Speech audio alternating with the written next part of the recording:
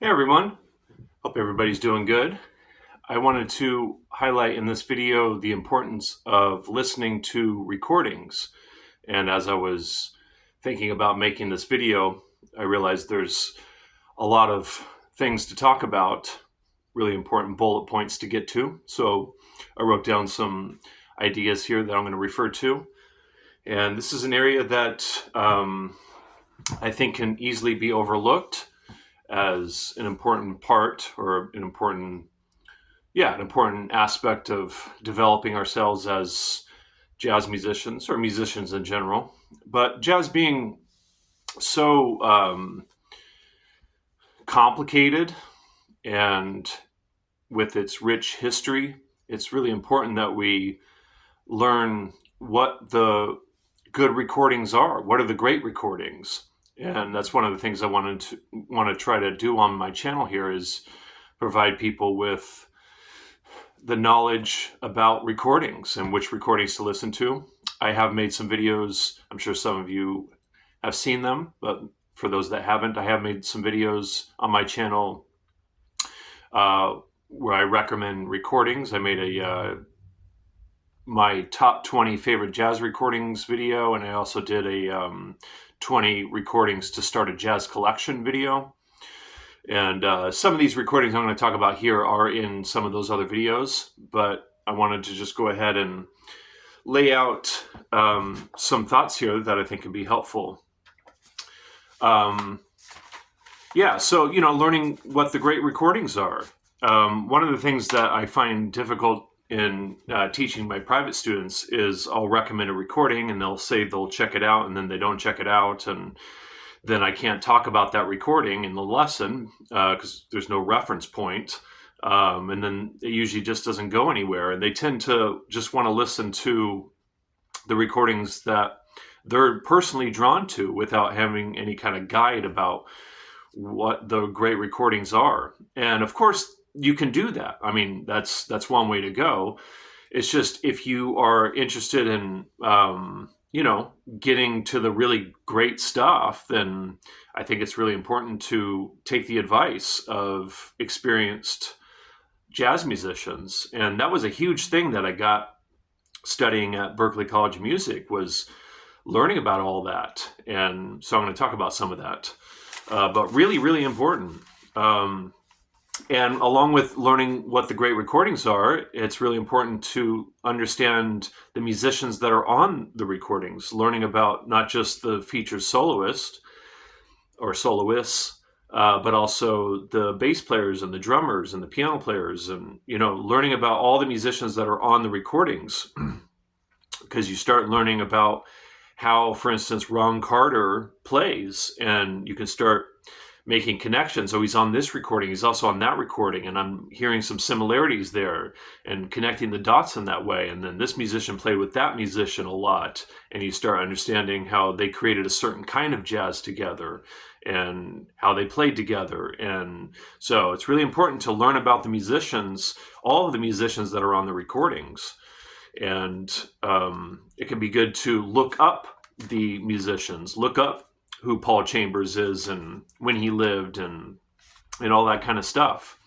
Really helpful. One of the things is these recordings, because there's so much to take in, you will likely have to give each recording some time. They might not hit you right away in a positive way. So you might have to stay with them. And that's an important part right there. Like, don't just throw on a Coltrane record that is recommended, and if you don't like it right away, you just put it away forever. That's one of the things, that's a really important step in becoming a better musician, is allowing growth to happen in regards to your relationship with the recordings. And so that's a big one right there. But along with that, you might not be in the mood. Like recently, I started listening to one of the recordings I'm going to talk about a few days ago, or last week it was, and I thought I was in the mood to listen to it, and I put it on, and I just wasn't. Even though it's great and it's one of my favorites, I just wasn't in the mood for it. So that's something to be sensitive to. You might put on a great recording, maybe even a recording that you have liked in the past and you're just not feeling it. So it's also important to not, don't force those things, because sometimes we're just not in the mood for a particular recording or to listen to a particular musician. So the thing about these recordings is they get better over the years. A lot of the recordings that I'm listening to today are recordings that I've had for many years, and they just keep getting better and better over the years. As I come back to them over the years, I start hearing them more. They start making more sense to my ear. I'm hearing more of the nuances and the subtleties and the complexities, and so I'm able to appreciate the recordings more. So that's something to keep in mind, that these recordings can be good for the rest of your life, because there's just so much in them, and they're so rich, and they're great, One of the issues with today is, with all the information that's available online, people very often are listening to, this is kind of a mild joke, 1,000 recordings once, whereas in the past, most jazz musicians will listen to one recording 1,000 times. So it's really important to, and I'm going to get into listening habits in a moment here, but it's really important that you listen to a particular recording over and over and over and over and over for it to start making more sense to your ear. So it can be good to go through a period of concentrated listening. And so try to be careful with that one, to not go from one recording to the next, and not really learn about each particular recording. So, transcribing. There's a lot of debate around this, whether or not you should transcribe. I had to do a lot of transcribing when I was in music school, when I was at Berklee. And after Berklee, that definitely dissipated for me. But I did, which I was going to talk about in a minute, but I might as well mention it now. I did, I'm sure some might have seen it, but I posted a video, some months ago, of me playing along with a Bill Evans solo, his solo on Autumn Leaves. I transcribed that some months ago. And but that's rare. It's rare for me to feel inspired enough to transcribe an entire solo. These days, which I mentioned in my musical goals for 2025 video, these days I'll just transcribe a little bit. I'll just transcribe like a melodic idea or a line in a solo that I like, or just little bits here and there, or a piano voicing I'll hear that I think is cool, and I'll figure it out. But it's not dead necessary to transcribe. There are many great jazz musicians that never transcribed, and they make it a point to say that they never transcribed.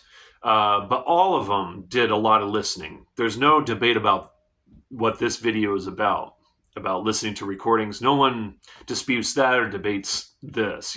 Really important to listen to recordings. So I think we already covered that. But transcribing, I would say, I personally would recommend doing at least a little bit.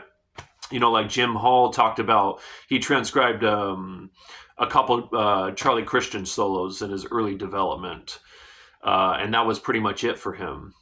And whereas someone like Mike Stern, he still transcribes solos even to this day when he has the time. When I studied with Mike in New York City, in his music room, he just had music all over his music room. And it was all pretty much solos that he transcribed, and he talked about that. But that's kind of rare, actually. Most jazz musicians will go through a period in their early development where they transcribe some solos and then just focus on doing their own thing and making their own ideas.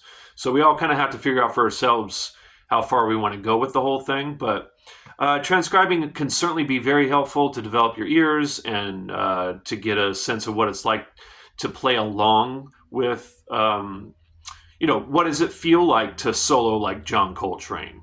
That's really helpful, and to get his swing feel in you. When I did that Bill Evans solo, that was one of the main things I got by transcribing his solo was, the ear training and all that stuff, and the specific information, how he improvises on Autumn Leaves, and it's all really helpful to get all the notes and everything. But the big takeaway for me was his phrasing, and also his swing feel, like getting that in me as I was playing along with it. It got into me, his swing feel on some level. So, yeah. But again, it's not dead necessary. So, yeah. When you are listening to recordings, it can be cool to do what's called selective listening, where you just isolate specific instruments. So typically the bass, for a lot of people, I think, is an instrument that doesn't get listened to in a conscious way. So that can be good. Go to the bass. Like, just listen from the beginning of a track to the end, just to the bass player, and try to kind of block everything else out. It's impossible to totally block everything else out, but just really try to narrow in and focus on the bass. And that helps develop your ear in terms of hearing what the bass is doing. What's it doing down there? Really helpful. So yeah, but you can do that, of course, for all the instruments, and that can be really good to do, especially, as guitar players. It can be good to just listen to the trumpet. Anyways, yeah, selective listening, really cool. And then, yeah, so there's so much more to talk about, but I thought I would end with just listening habits and talk about my personal listening habits. So one of the things that I'll do is I go through periods of listening to particular musicians, and I find it really fun and inspirational, and I just kind of get into that mood and that vibe for, however long I feel like it, basically. Sometimes it lasts for, like, I did a Chick Corea phase for like 3.5 months. Towards the end of that phase, and I did learn a bunch of his tunes, memorized a bunch of his tunes, and played along with some of the recordings, and just got way into Chick Corea, because I hadn't gone through a Chick Corea phase in my previous development. But that's the longest I'll go for. Sometimes it's like a month. I can't remember how long I did this Bill Evans phase, whatever it was, 3 or so months ago, but I stuck with it for a while, maybe a couple months, where I was pretty much just listening to Bill Evans, and I was moved to the point to where I wanted to transcribe that one solo. I really wanted to learn it. It's one of my all-time favorite solos, so I went ahead and learned that. But I usually don't, like I said, do that. But so going back to the Bill Evans phase, I've gone through a couple other phases that I would talk about.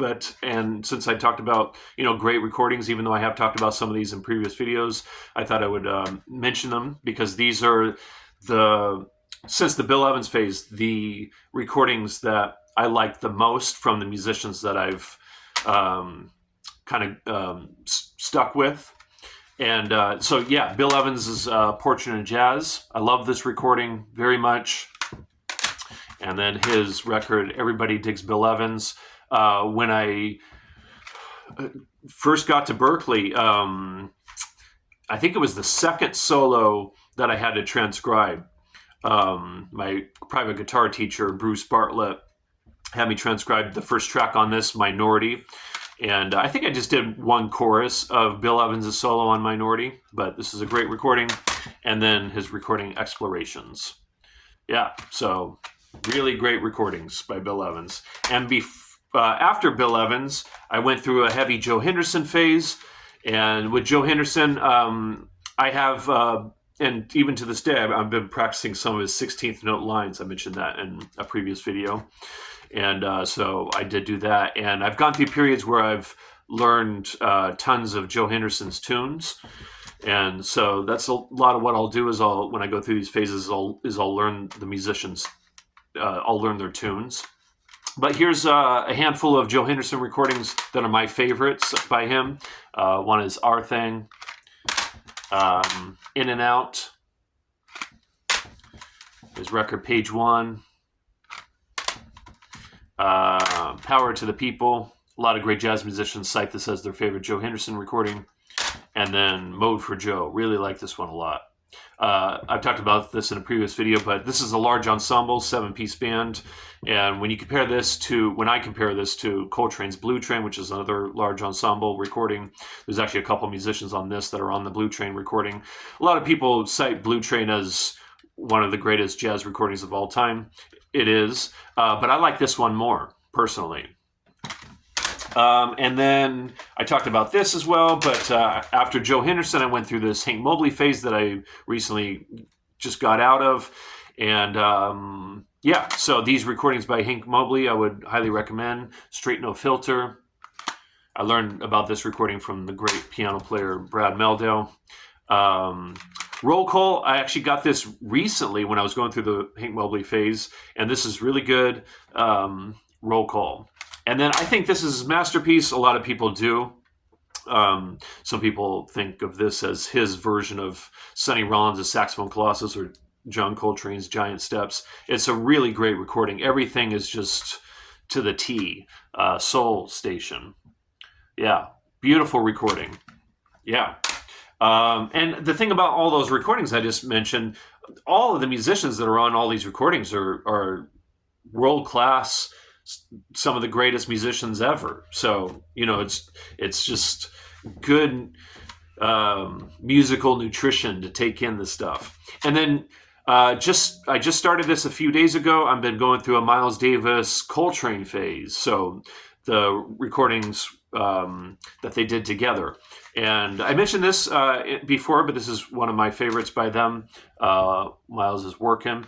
And I don't know why, but I never mentioned this recording in previous videos. And I'm really surprised I didn't, because this is my favorite of... So Workin' and this one are considered the first great Miles Davis quintet. And so this is my favorite from that group. I've been listening to this a lot. I listened to this today, listened to it yesterday. So this is going to continue to be on repeat. And I've been transcribing some of Miles's solos and some other stuff on here as well. Just little things here and there that I've been transcribing. And yeah, so there's some recordings and some thoughts about recordings. So really important that we take time in our day to do some focused listening.